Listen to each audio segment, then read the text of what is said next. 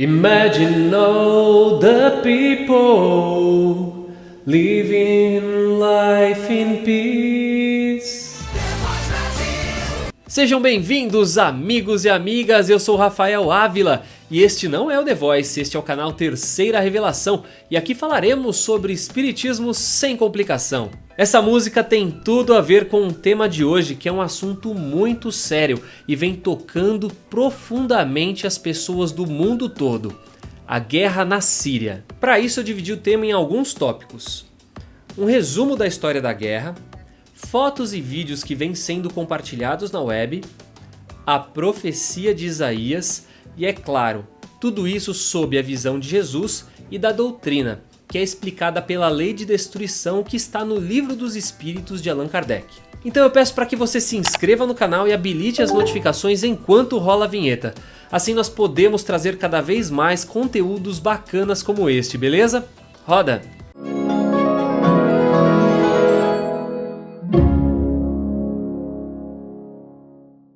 Antes de tudo eu vou te dizer por que eu escolhi esse tema.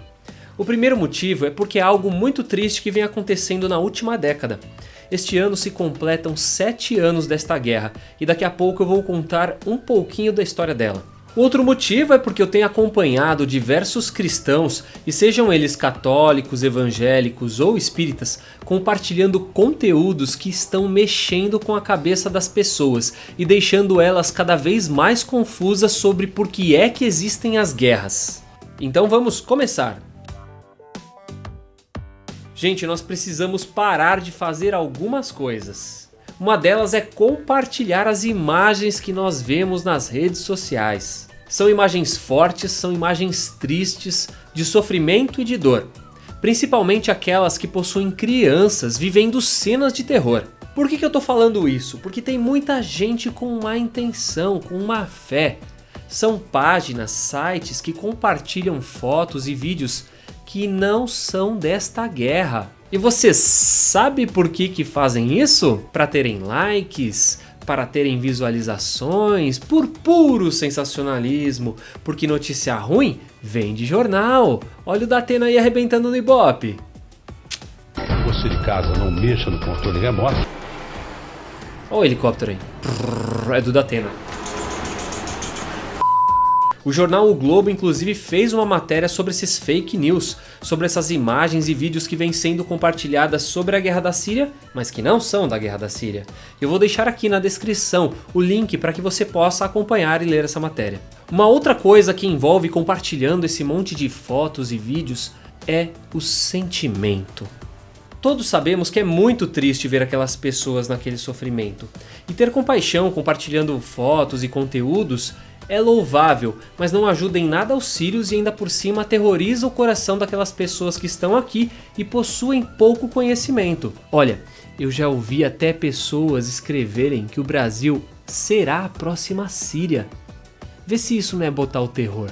Se a gente for analisar o caos que vem acontecendo no Rio de Janeiro e outras capitais por aí, pode até ser, mas ninguém aqui é a mãe de Ná para ficar soltando uma ou outra profecia por aí. A mãe de Ná, se bobear nem ela acertaria essa profecia. Pelo amor de Deus, gente, cuidado com o que se propaga por aí. Espiritualmente nós somos responsáveis por tudo que causamos. Então, pare de alimentar este horror. Já existe tanta notícia ruim por aí. Se isso chegar até você, façam duas coisas que de fato são verdadeiras ajudas. Uma delas é que você inclua em suas preces esses sírios que sofrem. A espiritualidade vai pegar as suas vibrações e vai levar até eles. E quem sabe não ameniza um pouco o sofrimento em seus corações. A outra coisa que você pode fazer é propagar sim as entidades que estão lá na Síria. Eu estou falando da Unicef, da Cruz Vermelha, dos Médicos Sem Fronteiras e de diversas outras organizações humanitárias. Eu vou deixar na descrição aqui embaixo alguns links destas instituições para que você possa ajudar. Rafael, ouvi na internet uma passagem da Bíblia onde o profeta Isaías diz que Deus castigaria Damasco. É verdade que esse povo está pagando os pecados? Pessoal, a profecia de Isaías 17 já aconteceu. Ela foi cumprida quando a Assíria conquistou a Samaria, isso nos idos de 732 a.C. Então isso já foi, ficou para trás. Deixem o profeta Isaías em paz, coitado dele, olha lá, deixa ele no canto dele. A responsabilidade não é nem dele e nem de Deus. A responsabilidade são dos homens que causaram esta guerra. Então o que nós precisamos fazer para compreender essa guerra? Nós precisamos ler, nós precisamos estudar Kardec, estudar os evangelhos de Jesus. Jesus nos ensinou a não julgar, a não atirar a pedra caso estejamos em pecado também.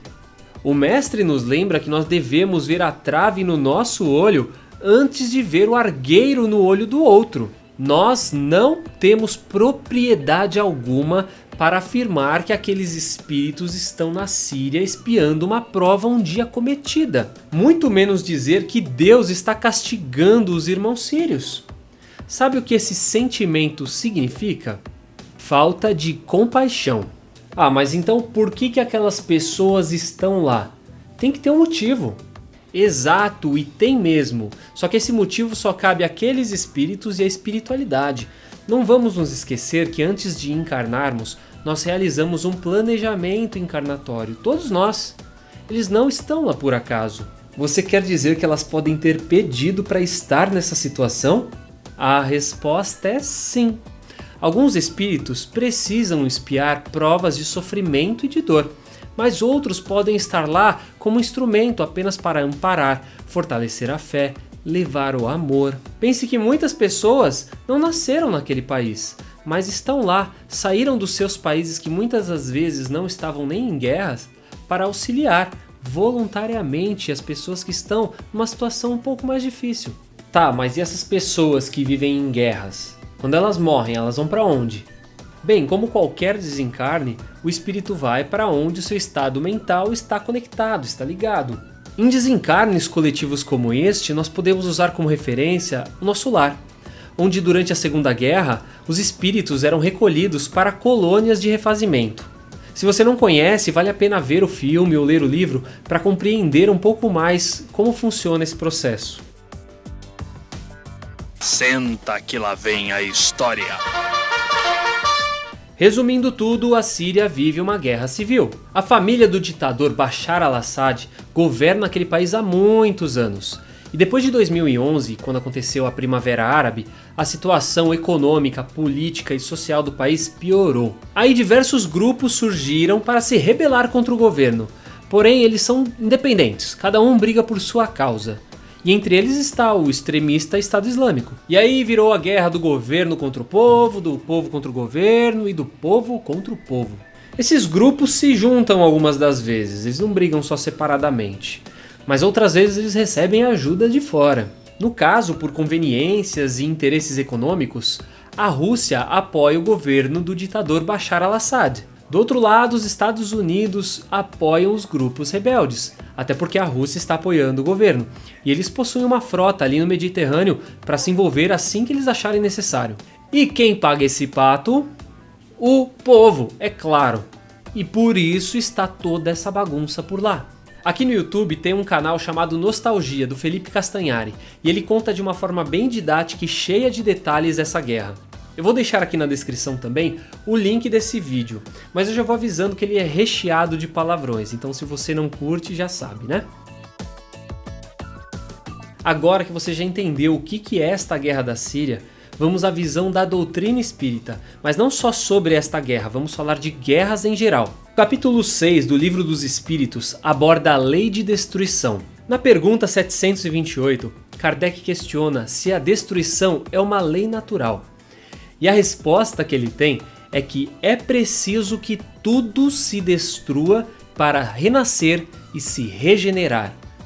O que chamais destruição é apenas transformação que tem por objetivo renovação e o melhoramento dos seres vivos.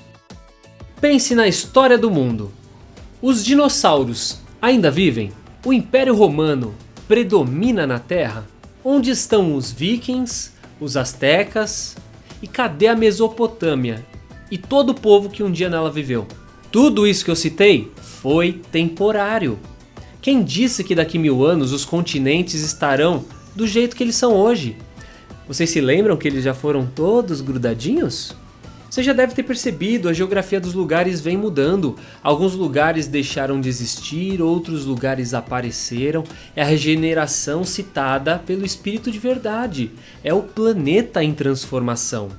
Opa, isso tá interessante, hein? O que mais fala sobre esse assunto no Livro dos Espíritos?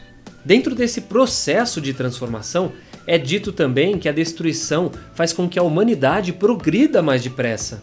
Japão e Coreia do Sul, por exemplo, precisaram passar pelos horrores da guerra para poderem se transformar em superpotências tecnológicas. Uma ponte que aqui no Brasil leva-se anos para serem construídas, 2, 3, sei lá. Lá, em uma semana está pronta. É claro que aqui tem os interesses políticos, né? Além desse progresso social, tem também o progresso moral. E a grande prova disso é quando nós colocamos o nosso sentimento, principalmente quando nós vemos essas cenas de destruições, de guerras. Nós nos sentimos tocados, nós nos comovemos. Isso é evolução de sentimentos. É a empatia pela dor do outro. Dor essa que nós não queremos reproduzir em ninguém, muito menos vivenciar. Mas Rafael, essas guerras, elas não vão acabar nunca? Boa pergunta! Nesse mesmo capítulo, na pergunta 743, diz que as guerras acabarão sim, mas somente quando os homens compreenderem a justiça e praticarem a lei de Deus. Então, todos os povos serão como irmãos. Mas que lei de Deus é essa? É a lei de amor, minha gente. Nós ainda vivemos na base do olho por olho, dente por dente. Sequer praticamos o primeiro mandamento de Moisés. E isso me lembra uma história. Papai, uma pessoa que foi condenada à morte, ela foi condenada por quem? Ora, elas são julgadas por uma pessoa ou um grupo de pessoas que estão seguindo determinadas leis. Bem, então elas estão cometendo um assassinato também, né? Então, quem que julga essas pessoas, pai? Pergunta lá pra sua mãe, tá bom? Para encerrar e ainda citando Kardec, a mudança acontecerá quando a purificação dos espíritos se refletir na perfeição moral dos seres que estão encarnados. Assim, as paixões brutais se enfraquecerão e o egoísmo dará lugar a um sentimento fraternal. É claro, esses mundos já passaram por um processo de transformação. Os ódios e as discórdias não têm mais motivos, porque neles ninguém mais pensa em fazer mal ao seu semelhante. Tudo isso que eu acabei de explicar nada mais do que complementa uma passagem de Jesus no Evangelho de Mateus. E ela diz o seguinte: também ouvireis falar de guerra e de rumores de guerra. Tratai de não vos perturbardes, porquanto é preciso que essas coisas se deem. Mas ainda não será o fim, pois ver-se-á o povo levantar-se contra o povo, e reino contra o reino, e haverá pestes, fomes e tremores de terra em diversos lugares. Todas essas coisas serão apenas o começo das dores. Conseguiram entender? Tudo isso que vem acontecendo é necessário, mas isso não isenta os homens de suas responsabilidades pelas tragédias, pela destruição, pelos flagelos humanos. Eles poderiam ter optado pela vida, por não ter guerra, mas usaram o seu livre-arbítrio e decidiram por isso. Vamos ter fé no futuro e compartilhar sentimentos, coisas positivas. Vamos bloquear toda essa negatividade, porque o que o mundo está precisando mesmo é de amor. Por hoje é só. Se você gostou desse vídeo, curta, dê o seu like, compartilhe esse conhecimento com outras pessoas. E se você tem uma opinião, deixe aqui nos comentários. Muito obrigado pela sua companhia. Que Deus abençoe o resto do seu dia e até a próxima.